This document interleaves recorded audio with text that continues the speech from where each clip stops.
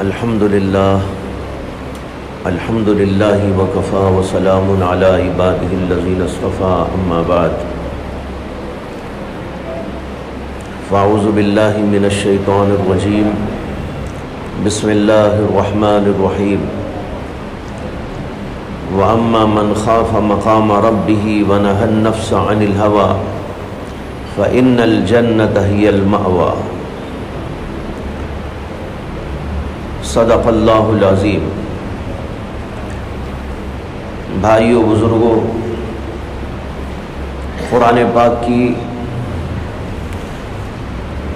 آیت آپ کو سنائی گئی جس میں اللہ کا ارشاد ہے کہ جو آدمی اللہ کے سامنے کھڑے ہونے کا خوف کھائے اور اپنے نفس کو گناہوں سے بچا لے تو اس کا ٹھکانہ جنت ہے۔ اس کے اندر اللہ سے خوف کھانے اور اللہ کے سامنے کھڑے ہونے کا خوف کھانے کا ذکر اور اس کا اثر اور پھر یہ کہ اس کی فضیلت، یہ تین باتیں اس کے اندر بیان کی گئی ہیں۔ 2-3 دن سے بات ہو رہی تھی کہ اپنے دلوں کو کچھ چیزوں سے سجانا چاہیے۔ ان میں سے ایک چیز تھی اللہ کی محبت اور اللہ کی معرفت۔ دوسری چیز جس سے اپنے دل کو سنوارنا اور بنانا ہے وہ اللہ کا خوف۔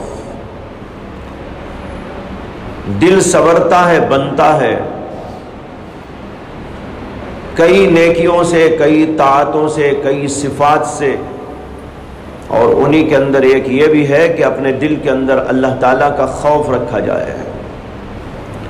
جب آدمی کے دل میں اللہ کا خوف آ جاتا ہے تو وہ گناہوں سے خود بخود بچنے لگتا ہے۔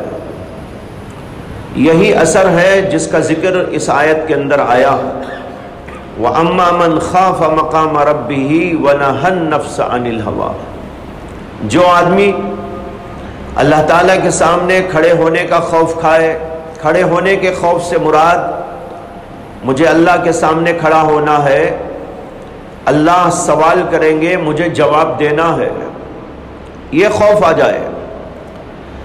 جب آدمی یہ خوف کھائے گا کہ مجھے اللہ کے سامنے کھڑے ہونا اور اللہ کے سوالات کا سامنا کرنا ہے تو ظاہر ہے کہ وہ اپنے آپ کو گناہوں سے بچائے گا۔ اسی لیے آگے کہا وَنَهَى النَّفْسَ عَنِ الْهَوَى، خوف کھائے اور اپنے آپ کو، اپنے نفس کو گناہوں سے بچا لے۔ یہ آدمی ہے بڑا فضیلت مآب کہ جس کے لیے اللہ تعالیٰ نے جنت کو مقرر کر دیا ہے۔ فَإِنَّ الْجَنَّةَ هِيَ الْمَأْوَى۔ معلوم ہوا کہ اللہ کا خوف بہت اونچی چیز ہے، اور اللہ کا خوف 2 وجہ سے ہوتا ہے۔ ایک تو اس لیے کہ اللہ تعالیٰ کی ذات خود بڑی عظمتوں والی، جلالتوں والی، بڑی بزرگیوں والی، بڑی قدرتوں والی ہے، اس لیے اللہ کی ذات ہی ایسی ہے کہ اس سے خوف کھایا جائے۔ اور دوسرے اس لیے کہ اگر ہم گناہ کریں، برائی کریں تو اللہ عذاب دیں گے۔ جگہ جگہ قرآن کے اندر گناہ کرنے والوں کی سزائیں بتائی گئی۔ ان کے لیے جہنم تیار ہے، کافروں کے لیے جہنم تیار کی گئی ہے، ایسے ہی فاسقوں کے لیے، عاصیوں کے لیے، گنہگاروں کے لیے مختلف قسم کے عذابات کا ذکر کیا گیا ہے۔ اس اعتبار سے بھی اللہ کی ذات ڈرنے کے قابل ہے۔ تو ایک ڈرنا ہے اللہ کی ذات سے، اس کی عظمت کی وجہ سے، اور ایک ڈرنا ہے اللہ تعالیٰ سے اس کے عذاب کی وجہ سے۔ اس کو ایسا سمجھو کہ ایک باپ ہے، بڑا عالم، بڑا فاضل، یا بہت پڑھا لکھا، بڑا عظیم الشان، تو اس کے بیٹے باپ کا خوف کرتے ہیں اس لیے کہ باپ خود قابل تعظیم ہے۔ اللہ نے باپ کو باپ کا مقام دیا، وہ خود اس قابل ہے کہ اس کی تعظیم کی جائے، اس سے ڈرا جائے۔ اس لیے باپ کو دیکھتے ہیں تو بچے ڈرتے ہیں، چاہے باپ پیار ہی کیوں نہ کرتا ہو، تب بھی اس سے ڈرتے ہیں۔ ڈرنے کا مطلب اس کی عظمت کرتے ہیں، اس کا خوف کھاتے ہیں، اس کے ساتھ لحاظ کا معاملہ کرتے ہیں کہ بھائی باپ ہے۔ اسی طرح ایک اللہ سے خوف اللہ کی ذات کے اعتبار سے ہے، اس کی عظمتوں، جلالتوں، بزرگیوں کی وجہ سے، کہ اللہ خود ایسا ہے کہ اس کی عظمت ہو ہمارے دلوں کے اندر۔ اور ایک یہ ہے کہ باپ سے اس لیے ڈرتا ہے کہ باپ پٹائی کرتا ہے، اگر غلط کروں گا تو باپ پٹائی کر دیں گے، ڈانٹ دیں گے، اس لیے بچہ ڈرتا ہے۔ یہ بھی ڈر ٹھیک ہے۔ اسی طرح کوئی اللہ سے اس لیے ڈرتا ہے کہ میں گناہ کروں گا تو اللہ عذاب دیں گے، یہ دوسرے قسم کا ڈر ہے۔ پہلے قسم کا جو ڈر ہے وہ بڑا اونچے درجے کا ہے، جیسے باپ کو باپ سمجھ کر اس کی عظمت کرنا اور اس کا خوف کھانا، یہ بڑے اونچے درجے کی بات ہے۔ اور دوسرا درجہ یہ ہے کہ اس لیے بچہ ڈر رہا ہے کہ باپ غلط کروں گا تو مارے گا، مار کے ڈر سے باپ کا خوف کرتا ہے اور غلطیوں سے بچ جاتا ہے تو یہ بھی ٹھیک، لیکن پہلا درجہ بڑا عظیم الشان ہے۔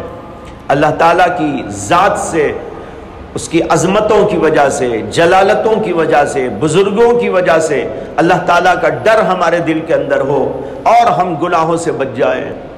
اور یہ کیا ہے کہ اللہ کے عذاب سے ڈرے۔ بہرحال دونوں قسم کے ڈر اور خوف کا ذکر قرآن پاک کے اندر ملتا ہے، احادیث کے اندر ملتا ہے، اسی لیے اللہ نے جگہ جگہ ڈرایا ہے، اپنی ذات سے بھی ڈرایا ہے اور اپنے عذاب سے بھی ڈرایا ہے۔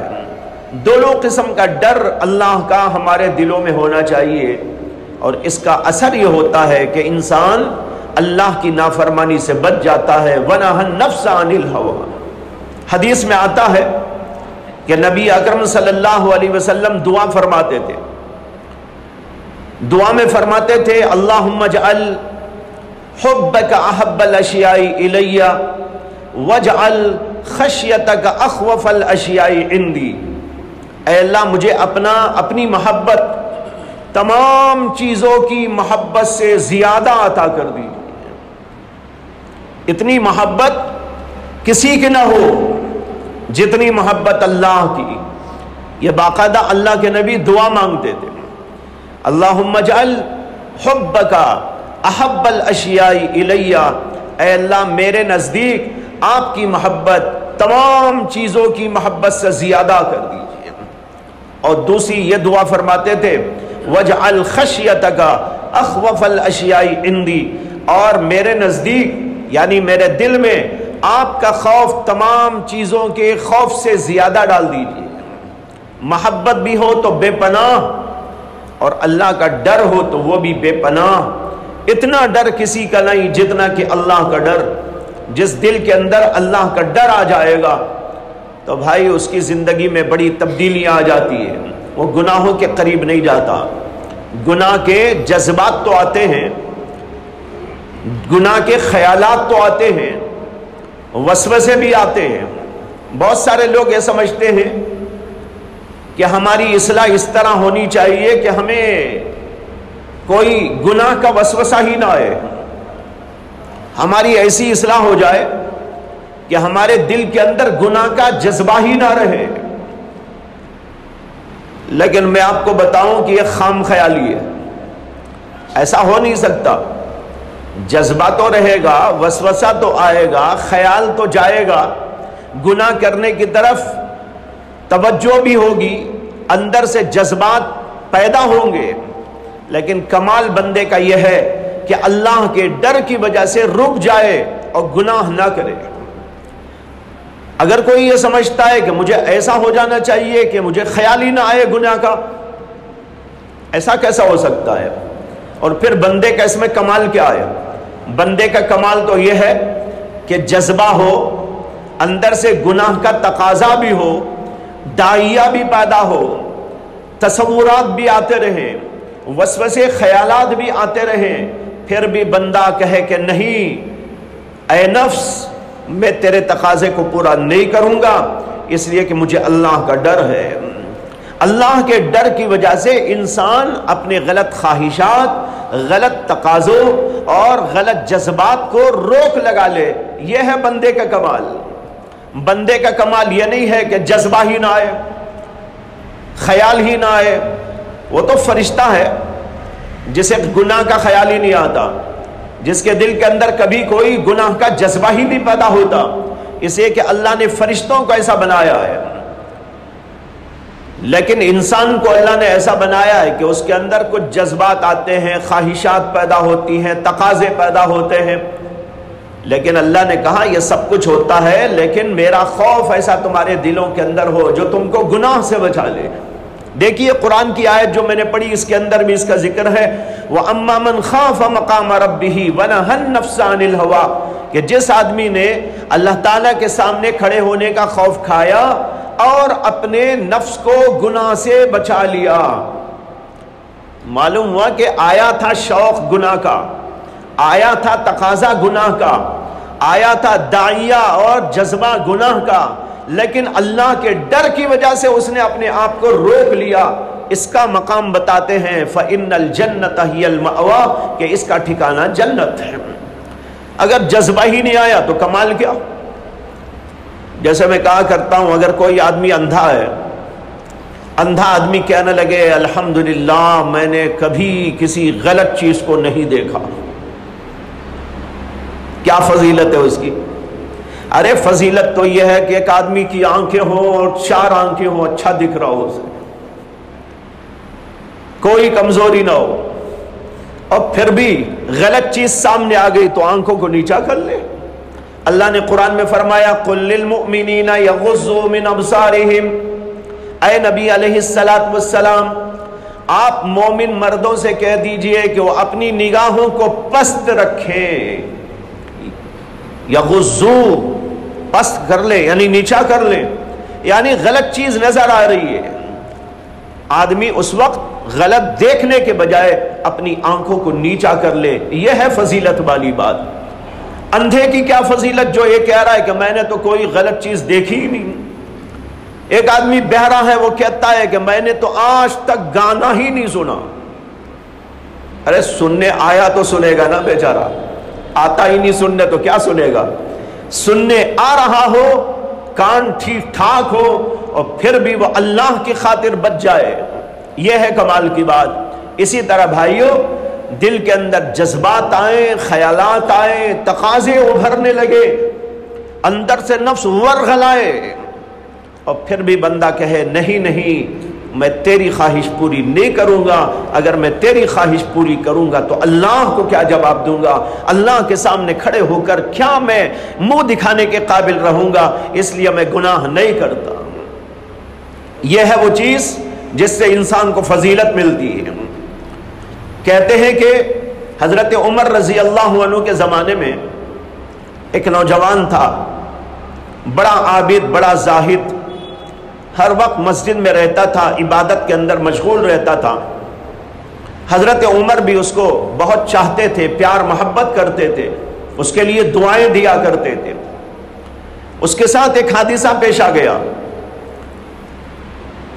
کہ کوئی عورت اس کے پیچھے پڑ گئی اور اس کو بہکانے لگی، لیکن وہ اپنے آپ کو بچاتا رہا۔ ایک بار ایسا اتفاق ہو گیا کہ اس نے اس کو دعوت دی، یہ مسجد سے نکل کے جا رہا تھا تو اس نے اپنے گھر آنے کی دعوت دی، تو اس نوجوان کا کچھ ذہن اس طرح بن گیا کہ بس وہ اس کے گھر کی طرف چلنے لگا۔ کچھ دیر گیا، کچھ آگے گیا تو فوراً اس کو احساس ہوا کہ میں کتنے غلط کام کے لیے جا رہا ہوں، میں کہاں سے کہاں پہنچ گیا ہوں۔ میں مسجد میں رہنے والا، نیکی کرنے والا، اللہ کو ڈرنے والا، لیکن مجھے اب نفس نے بہکا دیا تو میں کہاں سے کہاں چلا گیا۔ بس یہ اللہ کا ڈر آیا اس کے ذہن میں، دل میں، اور اللہ کا ڈر آتے ہی اس کے اوپر بے ہوشی طاری ہو گئی۔ لوگوں کو پتہ نہیں کہ کیا ہوا، یہ تو دل کے اندر کی بات ہے، لوگوں کو کیا خبر کہ بھائی کیا ہو رہا ہے، کیا جذبات آ رہے ہیں، کیا خیالات آ رہے ہیں، دل کے اندر کیا ہو رہا ہے، کسی کو خبر نہیں۔ اس نے کہا آؤ، یہ آگے چلنے لگا، چلتے چلتے اللہ کا ڈر آیا، اور ڈر بھی دل کے اندر آیا، اور اس کے اوپر بے ہوشی طاری ہو گئی۔ لوگوں نے دیکھا کہ بھئی یہ نوجوان مسجد میں آنے جانے والا، بڑا نیک، بڑا متقی، بڑا عابد زاہد، کیا ہو گیا اس کو، بے ہوش ہو گیا ہے۔ اٹھا کر اس کے گھر کو پہنچا دیا۔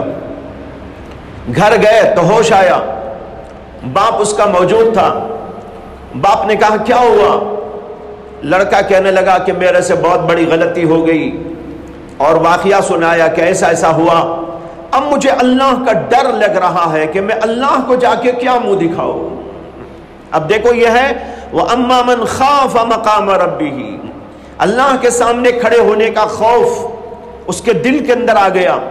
باپ سے کہنے لگا کہ ابا جی میں اللہ کو کیا منہ دکھاؤں گا، میں اللہ کے سامنے کیسا جاؤں گا، ڈر ہو رہا ہے، گھبراہٹ ہو رہی ہے۔ ایسا ڈرا کہ کچھ ہی دیر کے بعد دل پھٹ گیا اللہ کے خوف کی وجہ سے، اور انتقال ہو گیا۔ یہ حضرت عمر کے زمانے کا واقعہ ہے۔ علامہ ابن کثیر رحمت اللہ علیہ نے اپنی تفسیر ابن کثیر کے اندر اس کا ذکر کیا ہے۔ کہتے ہیں کہ اس کے بعد جب انتقال ہو گیا تو نہلایا گیا، دھلایا گیا، لے جا کے دفن کر دیا، لیکن حضرت عمر کو اس واقعے کی اطلاع ہی نہیں ہوئی۔ تجہیز، تدفین سب ہو گئی۔ 2-4 دنوں کے بعد حضرت عمر رضی اللہ تعالی عنہ نے کسی سے پوچھا، ارے وہ نوجوان کیا ہوا، نظر کیوں نہیں آتا؟ ہمیشہ مسجد میں رہنے والا 2-4 دنوں سے مجھے نظر نہیں آیا، کہاں چلا گیا؟ کسی کو کچھ خبر ہے؟ تو لوگوں نے بتایا کہ حضرت اس کا تو انتقال ہو گیا۔ حضرت عمر نے کہا انتقال ہو گیا، ہم کو اطلاع بھی نہیں ہوئی، کیا ہوا، کیسا ہوا؟ لوگوں نے بتایا کہ ایسا ایسا واقعہ ہوا۔ حضرت عمر رضی اللہ عنہ اس کے گھر تشریف لے گئے، باپ سے تعزیت ادا کی، گھر والوں سے تعزیت ادا کی، اور پھر اس کے بعد فرمایا کہ مجھے اس کی قبر پہ لے کے چلو۔ چنانچہ قبر کے پاس میں گئے، اور پھر وہاں حضرت عمر رضی اللہ عنہ نے اس نوجوان سے قبر پر کھڑے ہو کر خطاب کیا۔ انہوں نے کہا کہ اے نوجوان، میں نے قرآن میں پڑھا ہے وَلِمَنْ خَافَ مَقَامَ رَبِّهِ جَنَّتَانِ، جو اللہ کے سامنے کھڑے ہونے کا خوف کھاتا ہے اسے اللہ 2 جنتیں عطا کرتے ہیں۔ دیکھو الفاظ، وَلِمَنْ خَافَ مَقَامَ رَبِّهِ، جو آدمی اللہ کے سامنے کھڑے ہونے کا خوف کھاتا ہے اس کے لیے جنتان، 2 جنتیں، سب کے لیے 1 جنت، اللہ کا خوف کھانے والوں کے لیے 2 جنتیں۔ یہ اللہ نے قرآن میں ذکر کیا۔ حضرت عمر نے اس آیت کا حوالہ دیا اور کہا کہ اے نوجوان، قرآن میں آیا ہے، ہم نے پڑھا ہے وَلِمَنْ خَافَ مَقَامَ رَبِّهِ جَنَّتَانِ، اللہ کے سامنے کھڑے ہونے کا خوف کھانے والوں کے لیے 2 جنتیں ہیں۔ کیا تجھے 2 جنتیں مل گئی؟ قبر کے اندر سے آواز آئی، سب لوگوں نے سنا، حضرت عمر نے سنا، قبر کے اندر سے آواز آئی نوجوان کی، الحمدللہ اللہ نے مجھے 2 جنتیں عطا کر دی۔ دیکھ رہے بھائیو، یہ ہے اس آدمی کی فضیلت جو اللہ کے سامنے کھڑے ہونے کا خوف کھا کر اپنے آپ کو گناہوں سے بچا لیتا ہے۔ علامہ ابن الکثیر نے یہ لکھی ہے، واقعہ لکھا ہے اس آیت کے ضمن میں، جس میں آتا ہے کہ اللہ تعالیٰ کہتے ہیں ان الذین اتقوا اذا مسهم طائف من الشیطان تذکروا فاذا هم مبصرون۔ یہ آیت ہے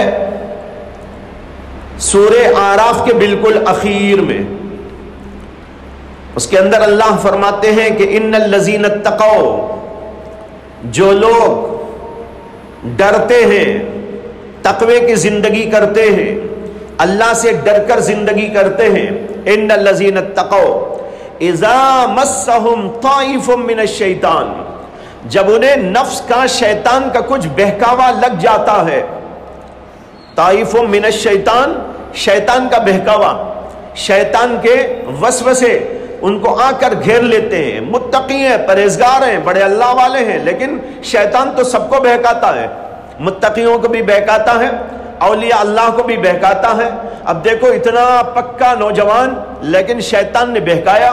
اللہ اسی کو کہتے ہیں اذا مسہم طائف من الشیطان، جب شیطان کا بہکاوا ان کو آتا ہے.